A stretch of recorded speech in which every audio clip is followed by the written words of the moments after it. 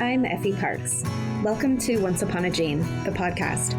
This is a place I created for us to connect and share the stories of our not-so-typical lives. Raising kids who are born with rare genetic syndromes and other types of disabilities can feel pretty isolating. What I know for sure is that when we can hear the triumphs and challenges from others who get it, we can find a lot more laughter, a lot more hope, and feel a lot less alone. I believe there are some magical healing powers that can happen for all of us through sharing our stories, and I'll take all the help I can get.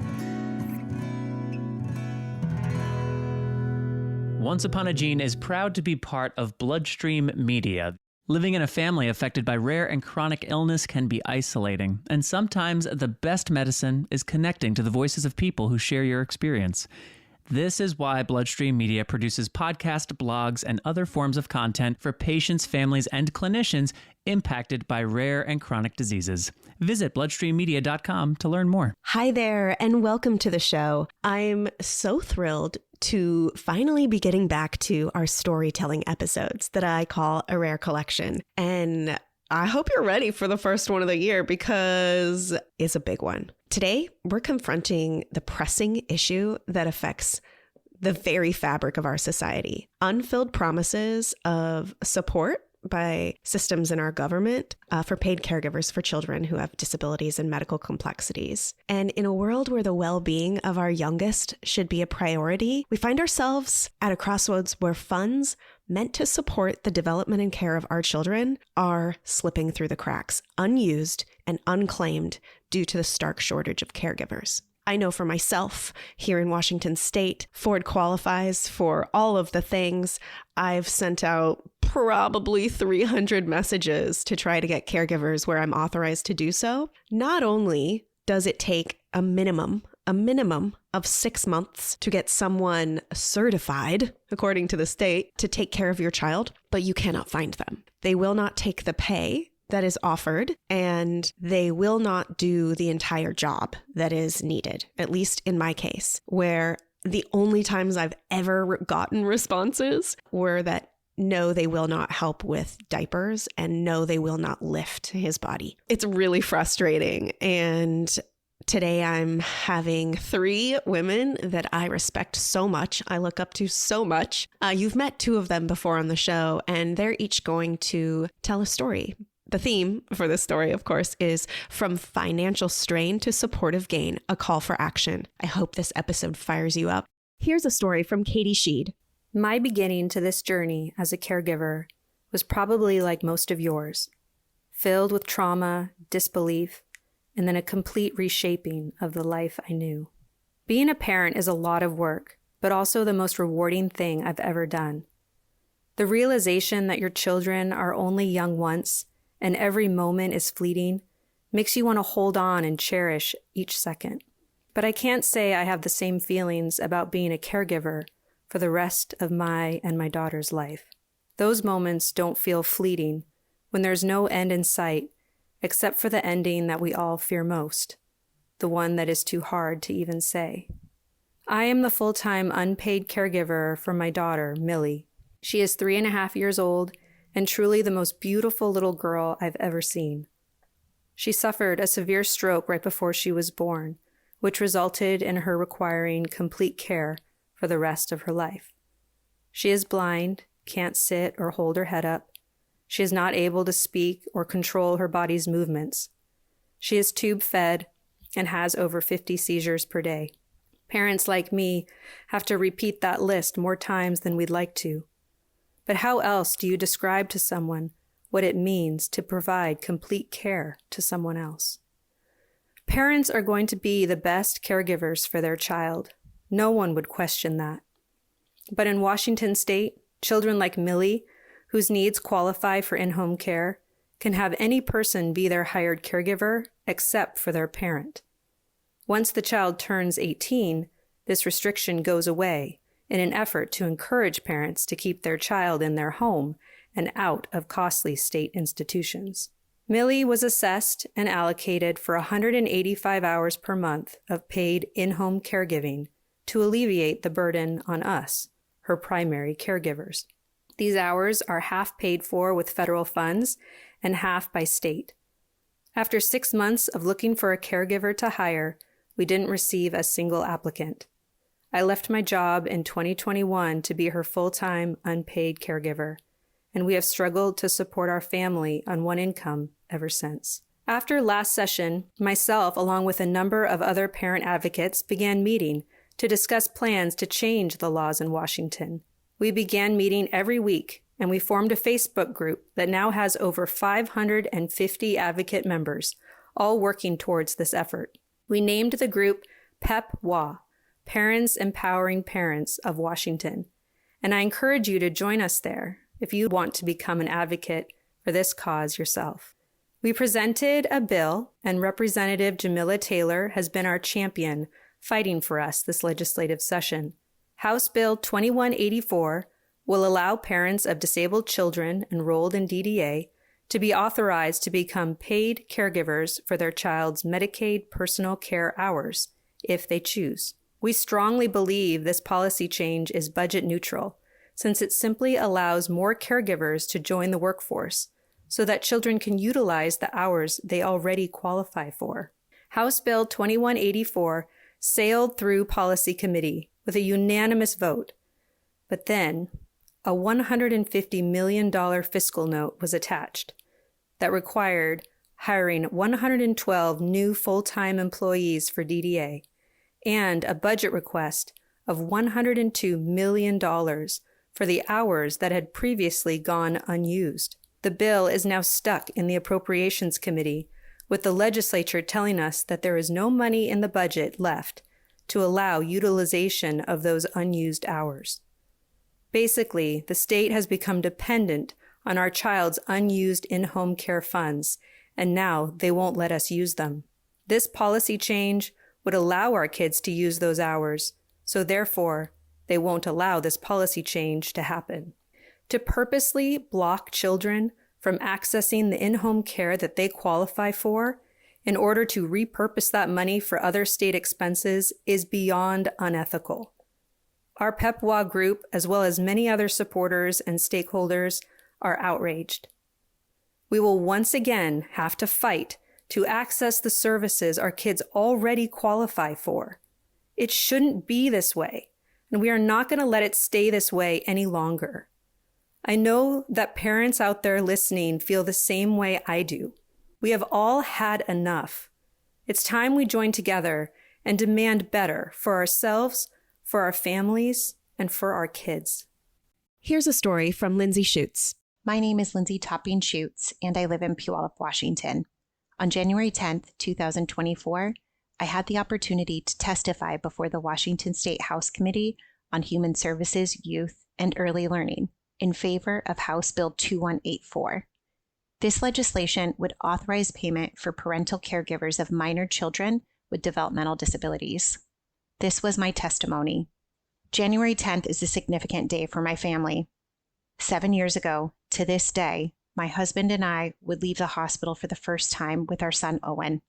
He spent 103 days in the Tacoma General NICU. On the day that we left, we wheeled him down a hallway lined with the hospital staff and our family. As the crowd clapped and cheered for us, I wiped away tears and said thank you to the people who taught us how to keep our son alive. Owen came home requiring oxygen and dependent on a feeding tube. He would have dozens of episodes a day that left him struggling to breathe. His mouth would go dusky blue, and I would rush to blast oxygen in his face while I suctioned his mouth and nose with a specialized machine I was trained to use. At 3 years of age, Owen was granted a Medicaid waiver. With that came hours to pay someone other than my husband or myself to care for him. It is nearly impossible to utilize these hours. It is well known that there is a shortage of nurses and caregivers.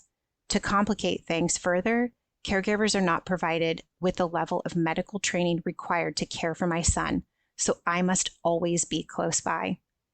And now that Owen is getting bigger, it's harder to find people who are physically able to lift him and his equipment. The workload is consistently falling back to me.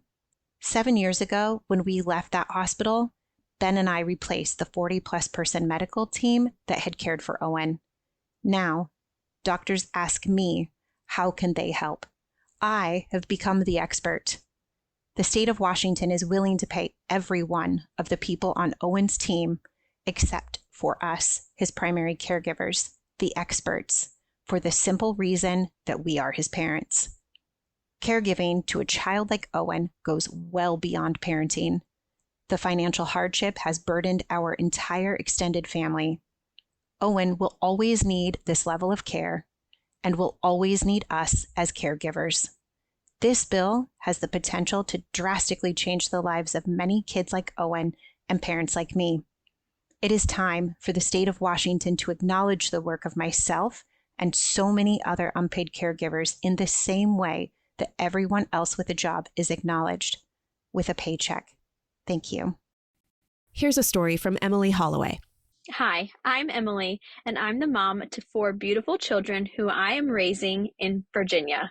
Our daughter, Chloe, was diagnosed with a rare disease within her lymphatic system due to a genetic mutation in utero. While her life was seemingly normal the first 8 years, we dove headfirst into the medical world when she began showing signs of this horrific disease. After the appointments, medications, and symptoms piled up, working full-time was not realistic.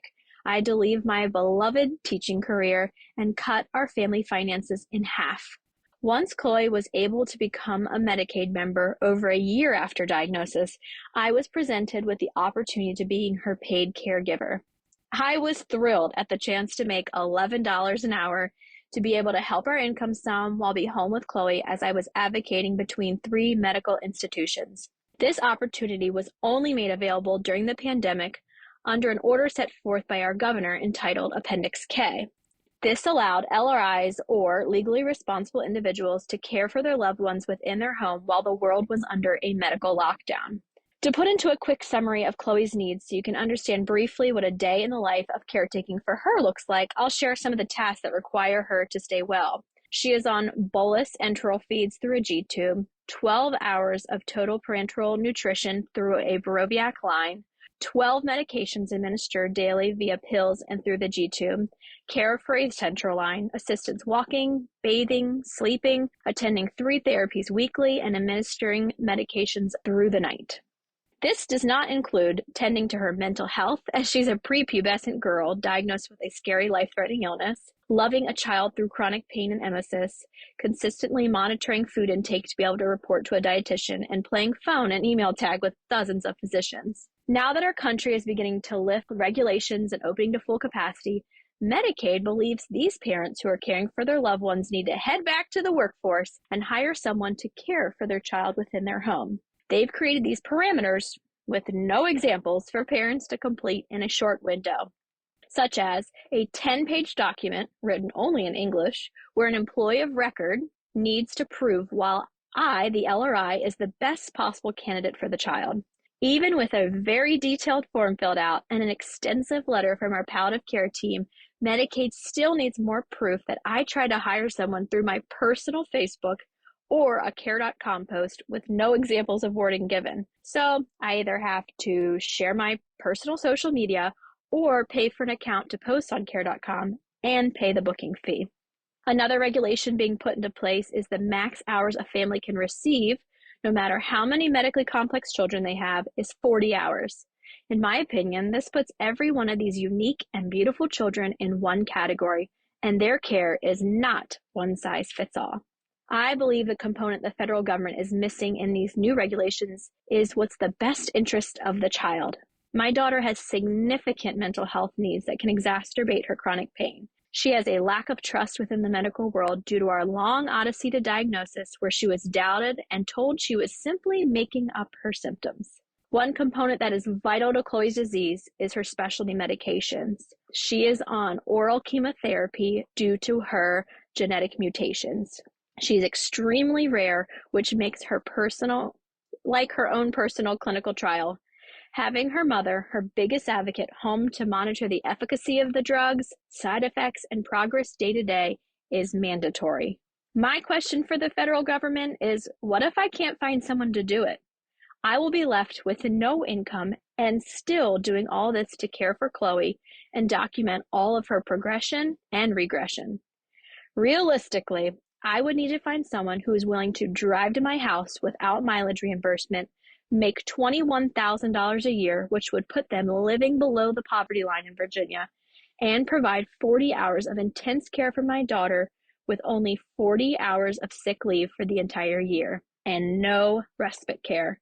I'm sorry, but my teenage daughters both work in the service industry, one of which is fast food, and she's currently making more money working at drive-through windows selling chicken sandwiches than I do to keep my child alive. So here I am begging the government, allow me to care for my own child and ask for this small reimbursement to help pay bills like gas to get Chloe to appointments, pay for the power we need to control the pumps to feed her, or to make a payment on the minivan I had to purchase to accommodate her new wheelchair. I'm not asking for more money. I'm just asking to be the one most fit to care for her. We are begging our legislators to keep our children safe and home with the people who know them best, love them the most, and are the biggest advocates for their well-being. I hope you've been enjoying this podcast. If you like what you hear, please share this show with your people, and please make sure to rate and review it on iTunes or wherever you get your podcasts.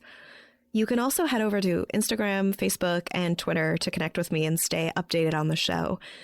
If you're interested in sharing your story, or if you have anything you would like to contribute, please submit it to my website at effieparks.com. Thank you so much for listening to the show and for supporting me along the way. I appreciate y'all so much. I don't know what kind of day you're having, but if you need a little pick-me-up, Ford's got you.